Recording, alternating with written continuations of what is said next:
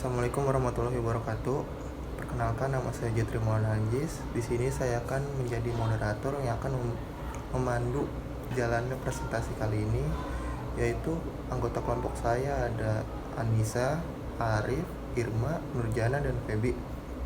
Dan materi yang akan disampaikan adalah 3 bab, terdiri dari 3 bab. Yang pertama, pemerolehan sintaksis, semantik, dan perolehan fonologi. Untuk mempersingkat waktu, marilah kita mulai presentasinya.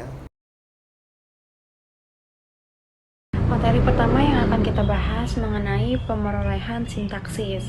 Nah, pemerolehan sintaksis di sini yang pertama yang kita bahas itu ada teori tata bahasa pivot, yang kedua ada teori hubungan tata bahasa nurani. Materi yang akan pertama kita bahas di sini adalah pemerolehan sintaksis. Nah, pemerolehan sintaksis di sini mempunyai 5 poin.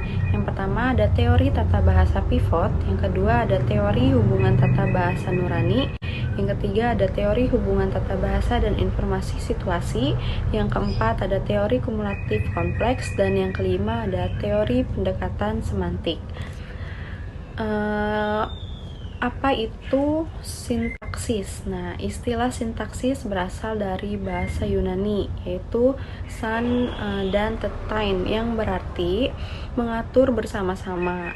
Pemerolehan sintaksis adalah pemerolehan ujaran satu kata yang disebut dengan ujaran holofrastik, dan ujaran dua kata yang disebut dengan ujaran telegrafik yang terjadi pada anak sesuai dengan benda. Poin yang pertama yaitu teori tata bahasa pivot. Teori tata bahasa pivot lahir dari 2 jenis kata. Menurut posisi dan frekuensi, munculnya kata-kata itu dalam kalimat, yakni kelas pivot dan kelas terbuka.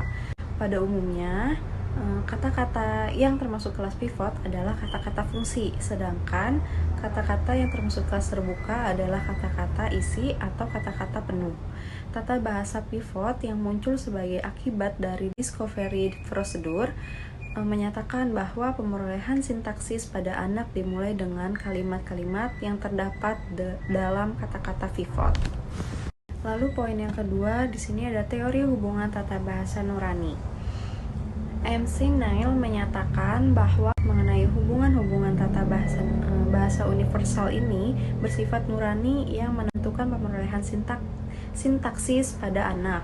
Ucapan dua kata atau lebih pada anak dapat dianalisis berdasarkan hubungan-hubungan yang digambarkan oleh teori generatif Chomsky, yakni kalimat terdiri dari frasa nomina dan frasa verba dan bukan merupakan gabungan kata yang sewenang-wenang. Baik, saya akan melanjutkan pembahasan dari Anissa Fujanti. Yang selanjutnya adalah teori hubungan tata bahasa dan informasi situasi. Menurut Bloom, hubungan-hubungan tata bahasa tanpa merujuk pada informasi situasi atau konteks belumlah mencukupi untuk menganalisis ucapan atau bahasa kanak-kanak. Selanjutnya, Bloom juga menyatakan bahwa suatu gabungan kata telah digunakan seorang anak dalam situasi yang berlainan. Setiap orang tua, terutama ibu, dapat berbeda-beda dalam menafsirkan bahasa pada anak-anaknya. Yang selanjutnya, teori kumulatif kompleks. Brown mengemukakan teori kumulatif kompleks berdasarkan data yang diperolehnya. Menurut Brown, urutan pemerolehan sintaksis kanak-kanak ditentukan oleh kumulatif kompleks semantik morfem dan kumulatif kompleks tata bahasa yang diperoleh itu. Jadi, sama sekali tidak ditentukan oleh munculnya morfem atau kata dalam ucapan orang dewasa. Nah, yang selanjutnya ada teori pendekatan semantik. Bloom mengintegrasikan pengetahuan semantik dalam pengkajian perkembangan sintaksis berdasarkan teori generatif dari Chomsky. Seperti sudah diketahui, teori generatif transformasi ini menyatakan bahwa kalimat-kalimat yang kita dengar dibangkitkan dari struktur luar, sedangkan struktur luar dibangkitkan dari struktur dalam dengan rumus transformasi.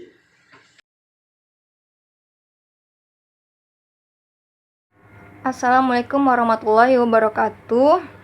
Ya, saya Niken Eka Lestari. Saya di sini akan membacakan tentang teori pemerolehan semantik. Yaitu semantik berasal dari bahasa Yunani, mengandung makna to signifi atau memaknai. Semantik mengandung pengertian studi tentang makna. Dalam perkembangan psikolinguistik, ada beberapa teori mengenai proses pemerolehan semantik pada anak, antara lain yang pertama itu ada teori hipotesis fitur semantik. Salah satu teori semantik yang baru, maka dapat dijelaskan berdasarkan yang disebut fitur-fitur atau pemandangan-pemandangan semantik. Konsep tersebut dari kelompok unit yang lebih kecil yang dinamakan fitur.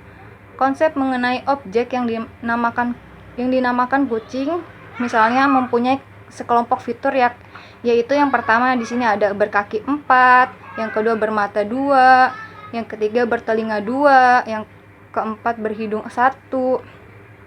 Selanjutnya ada berkumis, berbulu, berwarna putih, hitam, coklat, dan lainnya. Yang selanjutnya yang nomor 2, teori hipotesis hubungan gramatikal. Teori ini diperkenalkan oleh MC Neil 1970. Menurut MC Neil, pada waktu dilahirkan kanak-kanak telah dilengkapi dengan hubungan-hubungan gramatikal dalam yang nurani. Oleh karena itu, kanal-kanal pada awal proses pemerolehan bahasanya telah berusaha membentuk satu kamus makna kalimat. Sentence Meaning Dictionary, yaitu setiap butir leksikal dikantumkan dengan semua hubungan gramatikal yang digunakan secara lengkap pada tahap holofrasi. Sekian penjelasan dari kami. Selanjutnya akan dijelaskan oleh Nurjana. Selanjutnya yang ketiga yaitu teori hipotesis generalisasi. Nah, teori ini diperkenalkan oleh Englin tahun 1975-1977. Menurut Englin, perkembangan semantik anak-anak mengikuti satu proses generalisasi, yaitu kemampuan kanak-kanak melihat hubungan-hubungan semantik antara nama-nama benda, kata-kata, mulai dari yang konkret sampai yang abstrak. Nah, pada tahap permulaan pemerolehan semantik ini, kanak-kanak hanya mampu menyadari hubungan-hubungan konkret yang khusus di antara benda-benda itu sendiri. Nah, bila usianya bertambah, mereka membuat generalisasi terhadap kategori-kategori abstrak yang lebih besar. Nah, selanjutnya yang keempat yaitu teori hipotesis primitif universal. Nah, teori ini mula-mula diperkenalkan oleh Postal tahun 1966, lalu dikembangkan oleh Beresford 1970 dengan lebih terperinci. Nah, menurut Postal, semua bahasa yang ada di dunia ini dilandasi oleh satu perangkat primitif semantik universal yang kira-kira sama dengan penanda-penanda semantik dan fitur-fitur, dan rumus-rumus untuk menggabungkan primitif semantik ini dengan butir-butir leksikal.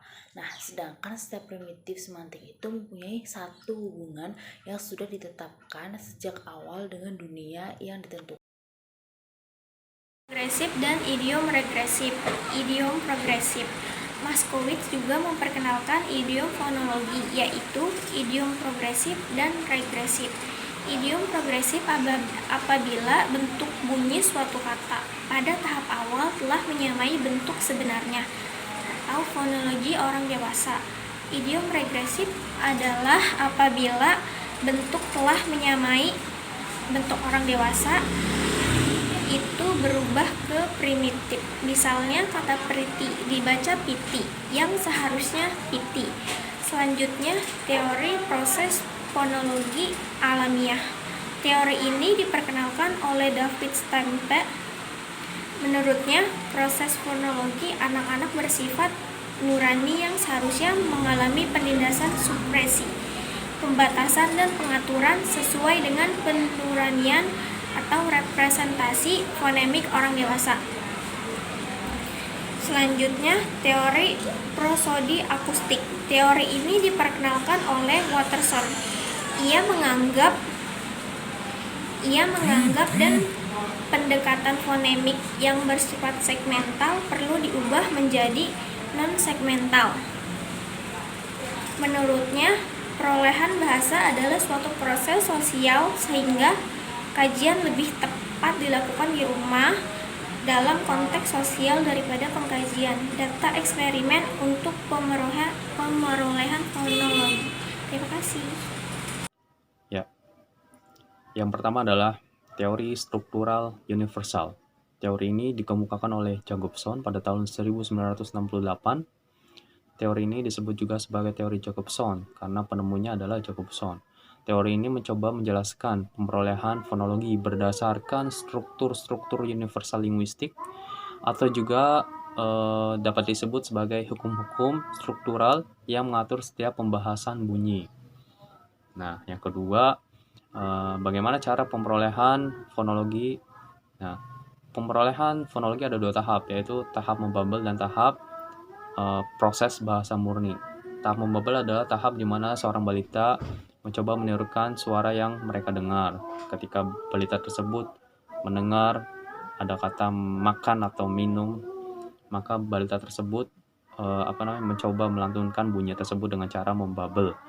Yang kedua, bahasa murni, yakni orang mengajarkan kata mama, kemudian disusul ya si penerima bunyi tersebut dengan lantang membunyikan kata mama lagi, lebih cepat, bahasa murni tanpa